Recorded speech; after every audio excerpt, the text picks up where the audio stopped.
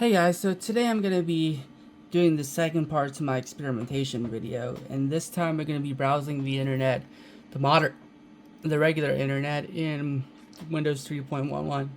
So first let's launch Internet Explorer 5. You kind of just default to Frog Find when you get these computers online, so we're just going to default to Frog Find ourselves. It's search engine, so we're going to just search from stuff. The first thing we're gonna search is 486 Intel 486 Wiki, just to search something on topic. There's a few of them. There's this. Let's go to the first one, i486. This is Wikipedia.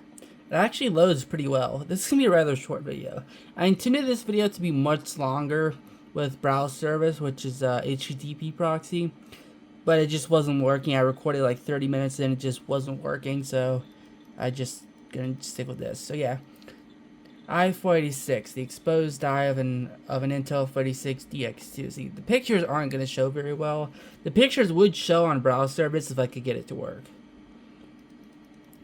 Performance CPU, clock rate 16 to 100 megahertz. I did not know it went that high.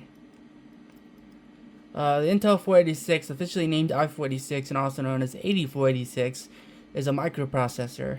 It is a higher performance follow-up to the Intel 386. The i486 was introduced in 1989. It represents the fourth generation of binary compatible CPU, following the 8086 of 1978, the Intel 8286 of 1982, and Intel 1985's i386.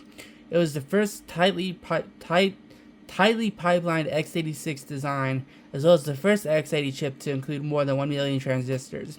It offered a large on-chip cache and an integrated floating point unit. When it was announced, the initial performance was originally published between 15 and 20 VAX MIPS. I don't even know what that is. Between 37 and 49,000 gerastones per second. I honestly don't know what any of that means. I feel so stupid. Anyway, this is just more stuff on the 486. I'm not gonna read all that. It's not important. Now let's go back. Let's go back to FrogFind and search something else here. Now let's go back to FrogFind. What can we search? We're gonna search. Let's see. What can we search? Let's search, I actually don't know much about the 8088, so let's go 8080 CPU, not 8088, 8080 CPU. I don't know much about that, so let's just Google that, or Frog find it. Intel 8080, I thought it was Intel. Let's see. Not to be confused with the minor planet 88 Intel. I don't even know what that is. Intel 88, closed and open Intel 88 processor. Clock rate, 2 megahertz to 3.1225. That's tiny. With 8 bits address with 16 bits architecture and classification technology node 6. I don't know what that word is. It's got it has 1 core, obviously. Packages 40 pin DIP, sockets DIP40. The Intel 8080 is the second 8-bit processor designed and manufactured by Intel. It first appeared in 1974 and is an extended variation of the 8008 design, of the earlier 8008 design. Although without binary compatibility, the initial specified clock rate or frequency limit was 2 megahertz with common instructions using 4, 5, 7, 10, or 11 cycles. As a result, the processor... I messed up. As a result, the processor is able to execute several 100,000 instructions per second. 2 faster variants, the 8080 A-1, sometimes referred to the 8080B, and 8080 A-2, became available later with clock frequency limits of 3.125 megahertz and 2.63 megahertz respectively. The 8080 needs 2 support chips to function in most applications, and it goes on. It's not important. That's really interesting. So we're gonna go to one more website that's same topic. We're gonna go to old computers. There is Windows.net. This website was recently hacked, and actually I think it was a ransomware attack. For some reason, they're caring about old computers. As a result, I think it lost a lot of its data, sadly. So right now, the oldest one we have is the Datapoint 2200.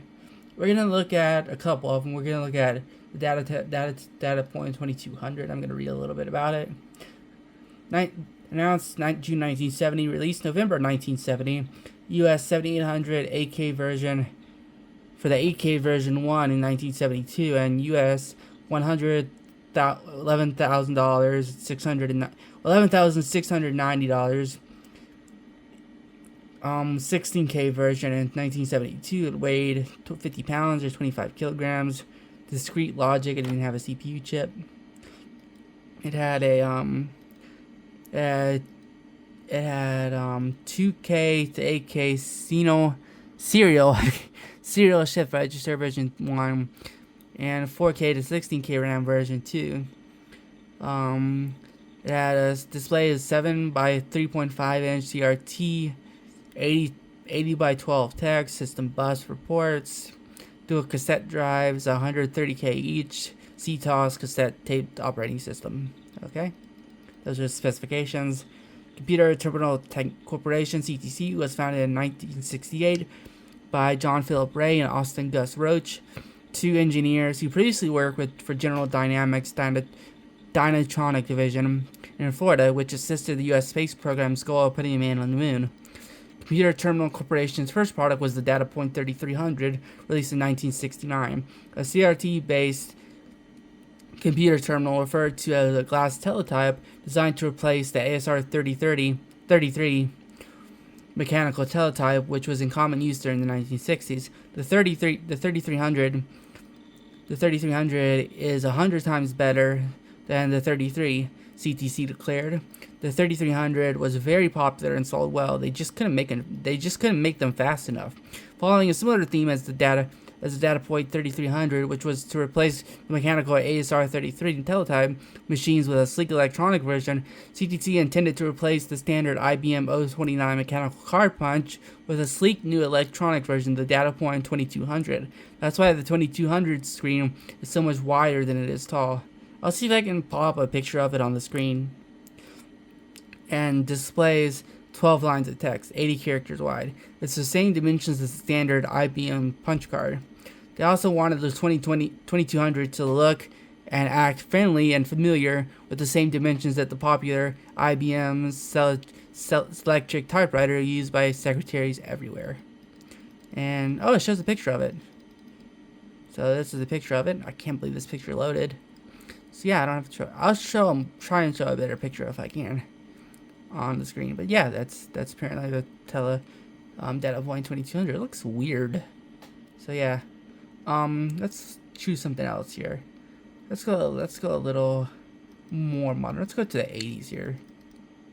Apple One.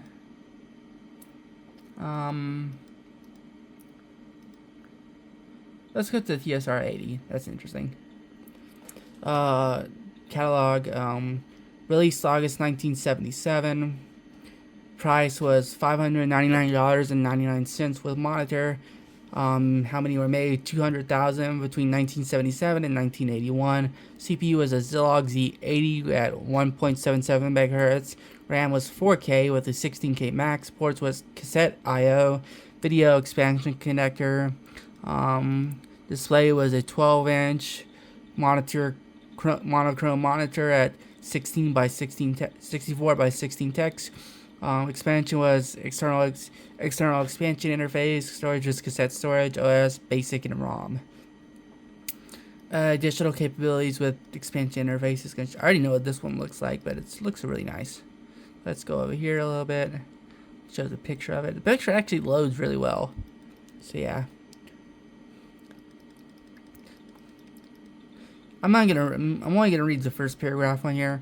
Where's the computer? It's in the keyboard. As was one of the first home computers ever. The TRS-80 was a great success. Tandy wasn't expecting many sales, but their first computer, sold 10,000 units in the first month alone.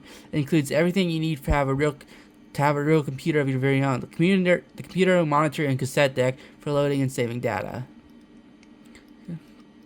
It shows some cassettes, and I can't read all that because it's behind. Floppy disk drives didn't come into common use until years later. Even then, they were very expensive, costing hundreds of dollars. So yeah, it just goes into this some more. It shows the board, some boarding. You're just gonna scroll down some. It shows looks like a game.